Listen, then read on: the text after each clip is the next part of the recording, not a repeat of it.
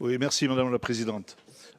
Monsieur le Président, comme vous venez de le préciser, on est là sur une opération de sécurisation importante, puisque le tronçon concerné de la RD 368, pour ceux qui ne le savent pas, part du rond-point de la route de Marina-Ifiour et du port pour rejoindre le rond-point de l'Hospédale sur la Rocade. C'est un secteur, et vous l'avez rappelé, qui chaque jour est emprunté par bon nombre de véhicules et de piétons.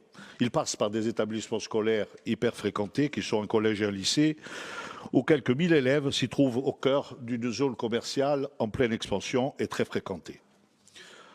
Alors bien sûr, la dangerosité de cet espace est avérée depuis plusieurs années, tellement depuis plusieurs années que j'étais encore maire de Porto-Vecchio lorsque je vous avais moi-même alerté quant à la poursuite des travaux que j'avais entamés lorsque j'étais conseiller général à l'époque. Depuis, 10 ans se sont écoulés. Ce rapport est présenté sous deux opérations, voie verte, comme vous l'avez précisé, avec route et trottoir.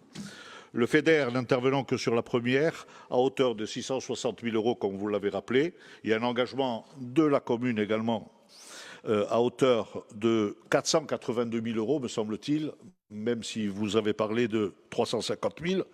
Je ne vois pas où se situe cette différence. Et celui de la CDC qui nous est demandé d'approuver avoisine le 1,9 million pour la totalité. L'ensemble devrait coûter et avoisiner les 3 300 000 €. Alors le rapport indique que les travaux devraient être achevés d'ici la fin de 2026, ce que tout le monde espère. Mais mon intervention sera surtout sur la suite. Pourquoi je dis la suite? Parce que la départementale 568, communément appelée la route de Marina-Ifiour, qui part du rond-point du port pour arriver au giratoire de Trinité que vous mentionnez, est censée faire l'objet d'aménagements similaires. Le rapport dit que les études ont été lancées, mais doivent être poursuivies. Qu'est-ce que cela veut dire concrètement? S'inscrivent-elles dans un PPI toujours aussi attendu, et nous avons vu tout à l'heure les interventions sur ce sujet, et fait-elle partie des choix stratégiques d'aménagement retenus?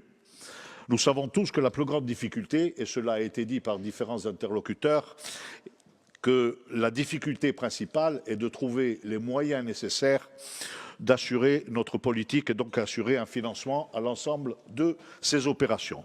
Alors il ne faudrait pas que cela reste au stade des illusions, surtout lorsque l'on voit surgir aujourd'hui des dossiers anciens et des propositions multiples.